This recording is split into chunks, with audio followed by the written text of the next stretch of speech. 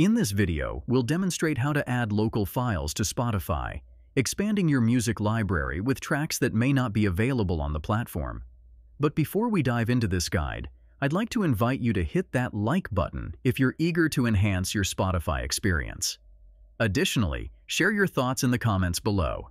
Your feedback is crucial in helping us create content tailored to your needs. Now let's delve into the process. Have you ever wished to include songs in your Spotify playlists that are not on the platform but reside on your computer? Today, I'll show you how to seamlessly add these local files to Spotify and enjoy them within your playlists. To begin, go to the top right of Spotify and click on your username. Then, select Settings. If you're looking to perform this on a mobile device, check out our full guide on the channel. Scroll down until you find the option for local files. Toggle this on. Crucially, you'll need to add a source for these songs. By default, Spotify may be searching in your Downloads or Music Library folder. If your songs are in a different location, click Add a Source.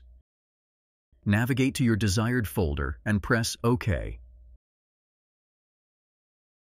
Once the source is added, Spotify will search for and incorporate those songs into your library. To find these files, go to your library and click on Local Files. Here, you'll see all the audio files Spotify has found on your computer. To add a specific file to a playlist, select the file, click on the three dots on the right, and choose Add to Playlist. Pick the desired playlist, and you're done. You can now listen to these tracks seamlessly in Spotify, just like any other song. If you found this guide helpful, please take a moment to like, comment, and subscribe with notifications on. Your engagement inspires us to create more content like this. And for additional tutorials and insights, visit our website at MediaMagnetGuide.com.